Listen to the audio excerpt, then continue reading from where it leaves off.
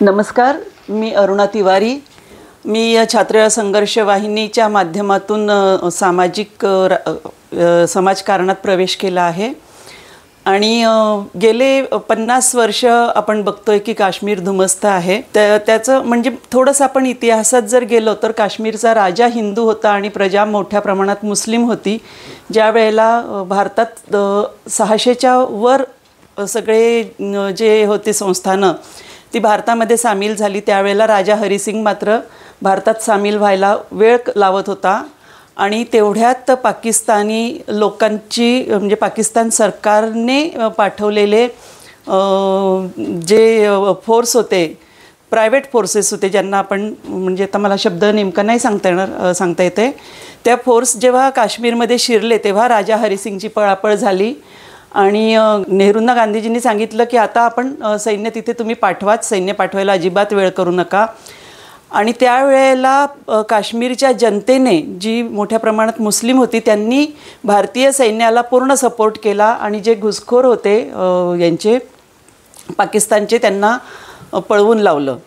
तर म्हणजे प्रश्न असा आहे की काश्मीरी जनता ही मुळात कधीही तिथे म्हणजे मी स्वतः जाऊन आले आहे सेवादलाच्या टीमबरोबर 1990 साली, की त्यावेळेस तिथले जे आम्ही लोकांना भेटलो, इवन जम्मूचे जे लोक आहेत आणि काश्मीरचे जे लोक आहेत त्याच्यात सामान्य नागरिक पण आहेत आणि विचारवंत पण होते आणि राजकारणी पण होते. तर त्यांनी जे काश्मीरचं स्ट्रक्चर सांगितलं आहे की काश्मीरचं स्ट्रक्चर हे हिंदू मुस्लिम तिथे एकत्र राहतात, शेजारी शेजारी राहतात आणि दर्गा आणि मंदिर याच्यात ते कुठेही हिंदू आणि मुस्लिम भेदभाव करत नाहीत, हे तिथलं स्ट्रक्चर आहे, सामाजिक ढाचा आहे. मग तो बिघडला कशामुळे की हा थोडाफार राजकारणाचा विषय असेल, ते मला म्हणजे राजकारणाचा विषय वेगळा आहे, पण हे जे समाजकारण होतं की जे ढाचा हा विस्कळीत झाला, तर त्याला अनेक गोष्टी कारणीभूत आहेत.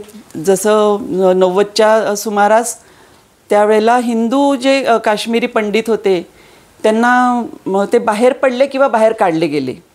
हे दोन गोष्टी तिथे जाणवतात की जिथे आपण मतभेद असू शकतात, पण मोठ्या प्रमाणात मुस्लिम तिथे राहिले आणि तरीसुद्धा अल्पसंख्य हिंदू आणि अल्पसंख्य शीख तिथे गुण्यागोविंदाने राहतात. जेव्हा अतिरेक्यांचा हल्ला होतो तेव्हा आतापर्यंत असं घडत होतं की जसे म्हणजे त्यांनी काश्मीरी पंडितांना मारलं, तसंच मोठ्या प्रमाणात काश्मीरी मुस्लिम जे सामान्य नागरिक आहेत ते सुद्धा त्या हल्ल्याला बळी पडलेले आहेत.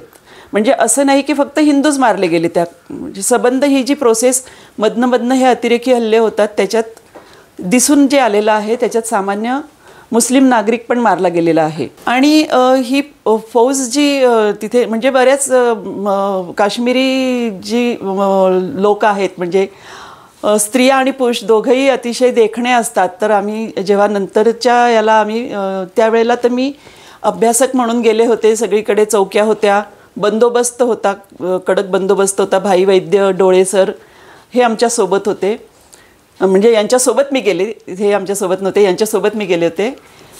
तर कडक बंदोबस्त होता. त्या याच्यातसुद्धा काश्मीरी लोकांनी आमच्याशी खूप छान पद्धतीने व्यवहार केला आणि जशी भारताची संस्कृती आहे की आलेल्या पाहुण्याचं स्वागत करायचं आणि आलेल्या पाहुण्याला देवासमान मानायचं, तीच संस्कृती तिथेसुद्धा आहे. त्यांनी त्या पद्धतीनेच आम्हाला सन्मानाने वागवलेलं होतं.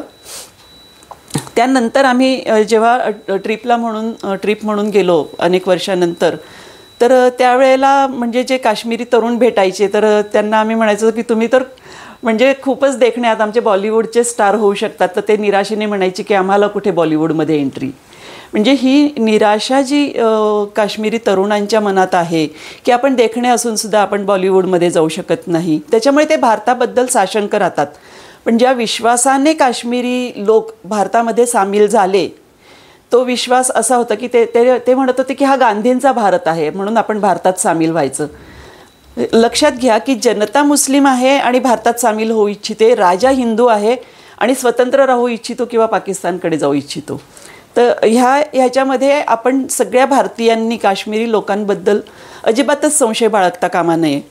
आत्ता जी घटना घडली आहे ती अतिशय दुर्दैवी आहे. सामान्य माणसं त्याला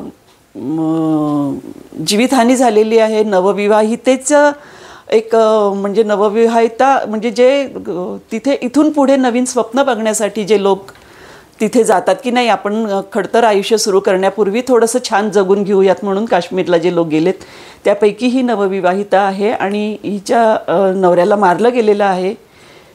ते जे आपण दृश्य बघितलं ना तर तिची सुन्नता बघून आपण सुद्धा दुःखी होतो.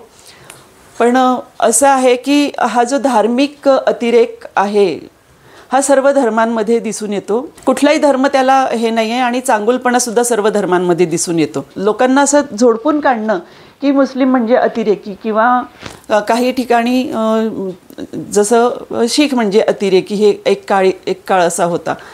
तर हे कुठलेही भेदाभेद आपण करू नयेत. अतिरेकी हा अतिरेकीच असतो आणि जे नृशंस कृत्य या लोकांनी केलेलं आहे त्याला कुठल्याही पद्धतीने क्षमा करता येणारच नाही.